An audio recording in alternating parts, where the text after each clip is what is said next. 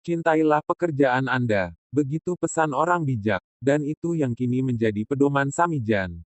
Pria yang akrab disapa Wakmijan dan bekerja di kamar mayat RSU Dr. Pirngadi, Medan ini, begitu enjoy bergelut dengan manusia-manusia yang tak bernyawa. Selama 24 tahun menjadi penjaga kamar mayat bukan waktu yang singkat. Segudang pengalaman mistis dialaminya. Seperti apa? Wakmijan pun bercerita. Awalnya, saat pertama kali bekerja di rumah sakit milik Pemko Medan itu, ia tak tahan mencium aroma mayat yang menyengat hidung, terlebih mayat yang ditemukan membusuk. Pernah saya semprot minyak wangi, tapi tetap saja aroma busuknya muncul lagi, katanya. Menurut pria kelahiran tanggal 24 April tahun 1949 ini, pengalaman gaib yang pernah dialaminya merupakan bagian dari pekerjaannya, dan itu dijadikannya bumbu kehidupan. Ia bercerita, pernah suatu kali mendengar suara orang menangis. Asalnya dari kamar mayat. Lalu ia bangkit dari tempat tidur dan keluar dari kamarnya yang terletak persis di samping kamar mayat itu. Setibanya di kamar mayat, Wakmijan tak melihat ada orang. Suara tangis itu berulang keesokan harinya. Tapi saat hendak masuk ke dalam kamar mayat itu, pintu kamar tersebut tak bisa dibuka, seperti ada yang menahannya dari dalam. Gak tahu siapa, akhirnya kami jadi dorong-dorongan, ujarnya. Kisah mistik lainnya, suatu malam pintu kamarnya diketuk orang dari luar. Tapi begitu dibuka, tak seorang pun yang terlihat. Bersamaan dengan itu, Wakmijan mencium aroma bunga kantil. Pernah suatu sore, persisnya menjelang maghrib, saat itu hujan gerimis.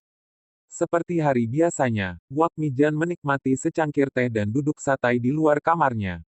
Sedang asyik ia melamun, tiba-tiba sesosok bayangan melintas. Sosok tersebut menyerupai pegawai kamar jenazah. Karena menganggap sosok itu pegawai kamar mayat, Wakmijan cuek. Tak berapa lama sosok itu kembali melintas. Saya panggil gak ngeliat. Saya kejar kok malah hilang. Kenangnya yang mengaku, tak jarang televisi dan tape di ruangannya menyala sendiri. Karena seringnya mengalami keanehan, Wakmijan pun tak lagi menganggapnya serius. Sudah biasa, imbuhnya singkat. Walau sering merasakan dan melihat penampakan makhluk halus, Wakmijan tetap mencintai pekerjaannya. Padahal, menjadi penjaga dan membersihkan kamar mayat ia tidak digaji. Saya senang bisa membantu orang lain, ujarnya yang mengaku, mendapat uang dari formalin dan pemberian orang lain yang dibantunya. Menjadi penjaga kamar mayat bukanlah pekerjaan mudah, dan bukan pula cita-cita Samijan. Pun begitu, pria Tambun ini senantiasa setia bekerja di rumah sakit pemerintah itu, meski tidak digaji.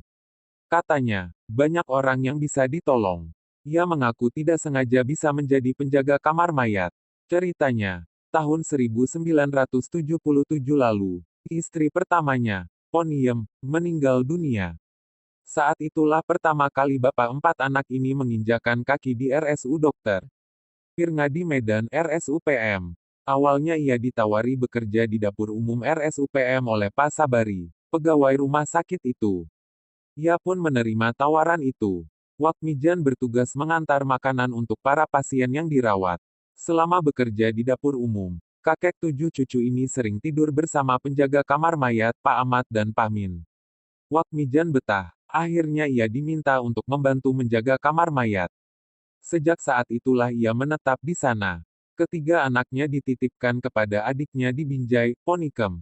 Sebulan sekali ia pulang ke rumah, melihat ketiga anaknya. Wakmijan begitu menikmati pekerjaannya. Meski sudah 4 kali menikah, ia tidak pernah meninggalkan kamar yang berada di belakang kamar mayat itu.